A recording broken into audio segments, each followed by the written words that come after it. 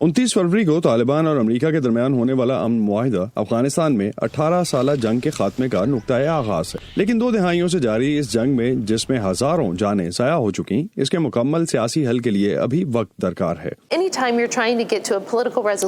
जब भी आप सियासी तौर पर एक ऐसी जंग का खात्मा कर रहे हों जो कई दिहाइयों से जारी हो और दोनों अतराफ से कई जानें जा चुकी हों, तो ये बहुत मुश्किल होता है और ये एक रात में नहीं होगा। मुआहदे के फौरी बाद कैदियों की रिहाई के मामले पर अफगान सदर और तालिबान के अदम इत्तफाक के इजहार और तालिबान की जानिब से अफगान अफवाज पर हमले फिर से शुरू करने के बयान को अमन की राह में रोड ब्लॉक के तौर पर देखा जा रहा है। ताहम अमरीकी अफवाज की लीडरशिप की तरह अमरीकी महकमा खारजा ने भी इस रद्द-ए-अमल को रोड ब्लॉक मानने से गुरेज किया है। मेरे ख्याल में अगले 2 हफ्तों में बहुत से सियासी दाव पेश देखने को मिलेंगे।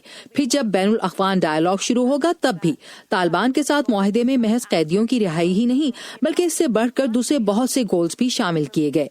यहाँ ये याद दहानी जरूरी है कि दोहा में मुआहदे पर दस्तखत की तकरीब के अलावा काबुल में अमरीकी वजीर दिफा ने अफगान हुकूमत के साथ एक मुश्तरका एलामिये में तालिबान के साथ होने वाले मुआहदे की पासदारी की यकीन दहानी कराई है। ये एलामिया अफगान हुकूमत के इत्तफाक राय से जारी किया गया है।